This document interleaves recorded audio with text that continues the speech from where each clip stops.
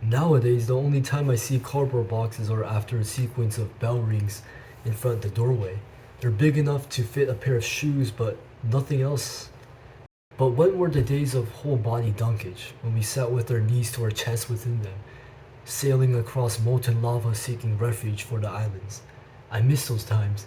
So when I stumbled on a little kid scolding a stuffed tiger, I couldn't help but think of my couch as that island, and couldn't stop flickering away my feet off the wooden floor.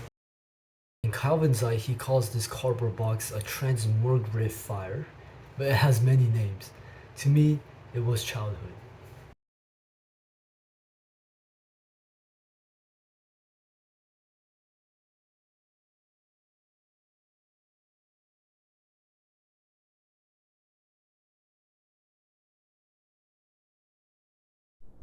A late June to early July comic strip publication in 1990 marks another one of Bill Watterson's masterpieces in his comic strip, Calvin and Hobbes. We follow Calvin and his pet tiger as they turn their transmogrifier device, a large cardboard box designed for duplication, into a time machine. They journey 140 million years into the Jurassic times with one goal in mind: to strike it rich. And how so, you may ask? Well, it's not by slaughtering dinosaurs and cleansing their bones or domesticating them and leashing their necks to the box, but they do by their good old pal, the camera. After many close encounters,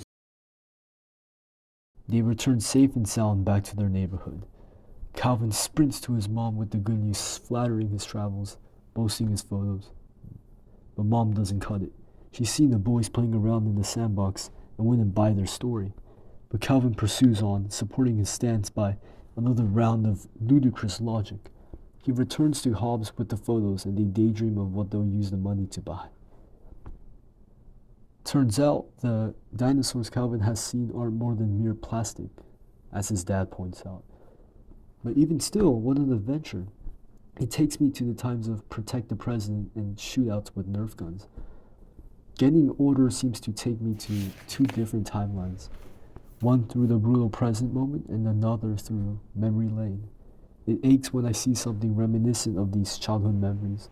Kids playing in school playgrounds, sounds of giggles in supermarkets where carts roll around like race cars.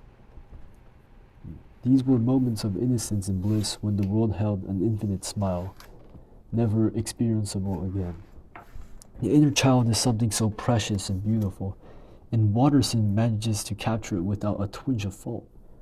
And that's from Hobbes to this damn transformator fire. According to Calvin, if the top of the box opens, it's a time machine. Like, how cool is that? The child mind doesn't follow the rules of reality. They may say I made a spaceship only to be a paper plane replica, but that's the beauty of it. In my childhood, especially, I can say the cardboard box had no limits. It was the equivalent of Aladdin's flying carpet or Captain Hook's flying ship. It fit into whatever we wished to do with it, but the stuffed animal, on the other hand, was an icon. The stuffed animal served as the universal symbol of childhood. It hugged us in sleep, saved us in nightmares, talked to us in the day. It protected us from enemies. Well, my number one enemy was reality. I did best to avoid it and best to repel it during my childhood days. Calvin inherits his own method against his own form of reality. Parents. Although we face these challenges, our creativity manages to whimsy itself away into a solution. Calvin's nope, that's just encapsulates this perfectly. It's so bizarre, but many times I look back at myself and wonder how I had come up with these things.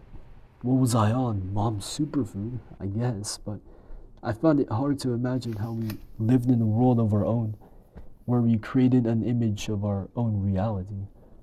How exhausted must our minds have gotten trying to constantly give personality to some stuffed animal.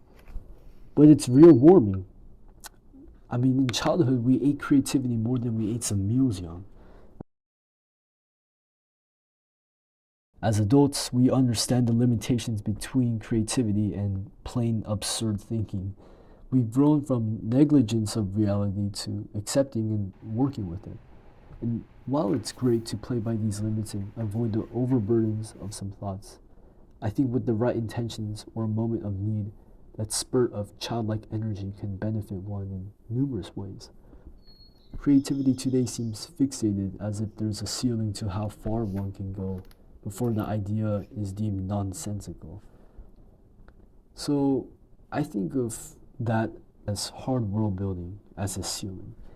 Under J.R.R. Tolkien's Middle Earth, a whole new spaceship or floating isle may not make sense in that universe. Although we can express our creativity within the realms of Middle Earth's logics and workings, anything beyond won't make any sense. Calvin's talk with his dad is a prime example of this reality check. This get rich quick scheme of Calvin's won't work in this world. It may work in Calvin's mind world, but that's a whole different story. Instead, I propose a softer approach, or in another sense, soft world building. I think this is your inner child. Nothing has to make sense. Notable stories using soft world building are Narnia or Ghibli's Spirited Away.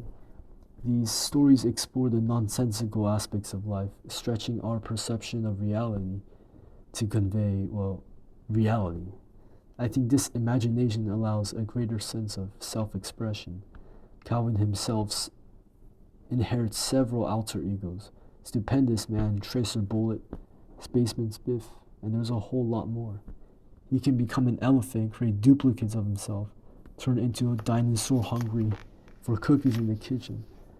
So why limit yourself to Middle Earth, to just dwarves or to elves or to humans? Although reality may set rules, you have your own self after all. I don't mean to just rebel against reality and turn to nonsensical deeds. I mean, that'll get you in the asylum, but I mean to give yourself sort of this different life, a life separate of your struggles, a creative life, and one filled of freedom, limitless energy, and great imagination. Because nothing can stop your mind. Just don't let it blend into reality, and you'll just be fine. The childish world sits right as a stuffed animal. It serves as our escape. Calvin's form of escape seems to be Hobbes. The tiger's more logical side mellows Calvin's personality.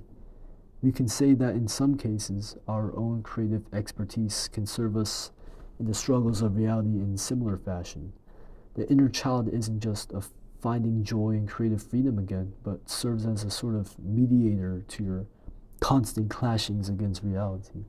So use creativity to ease your mind into sort of a tranquil state. Now, what's changed? Our inner child loses itself as we grow up.